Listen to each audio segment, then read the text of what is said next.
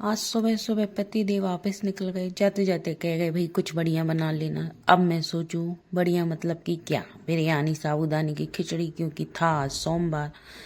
चलो पति देव ने कर रखा मैंने सामान।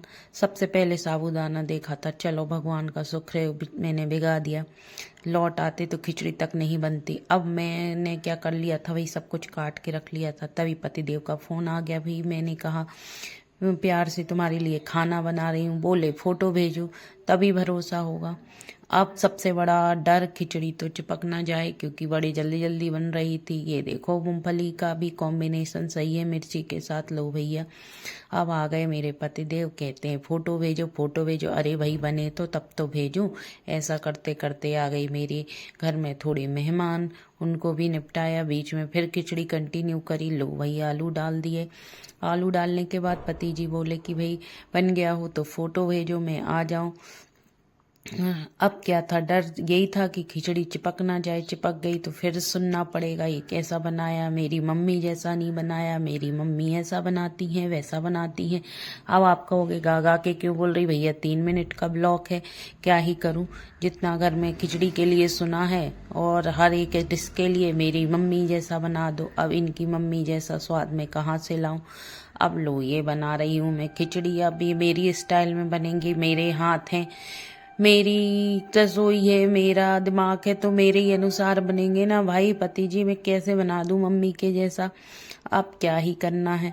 अब फोटो भेजने में थोड़ा सा लेट हो गई थी क्योंकि बने नहीं थे। अब आपके घर में ऐसी मजेदार बातों के लिए मैं क्या ही करूं, मम्मी जैसा खाना कहाँ से लाऊं। इस पे पति जी की अलग अलग आवाज, अलग अलग बातें सुन के तो मेरा हो गया था दिमाग खराब। ये डाले मैंने साबूदाने, मम्मी के स्टाइल में साबूदाने डाल दिए। पति जी देखो अब मम्मी के स्टाइल में बना भी रही हूँ। ये बन गई भाई खिचड़ी।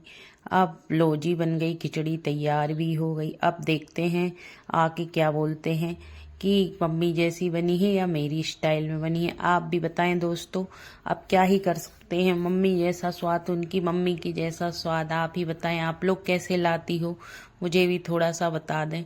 मैं तो नहीं ला पाती अपने पति जी की मम्मी जैसा स्वाद। आप लोग लाते हो कि नहीं, ये देखो मेरी स्टाइल में ही चम्मच चलाऊंगी तो मेरा ही स्वाद बनेगा ना।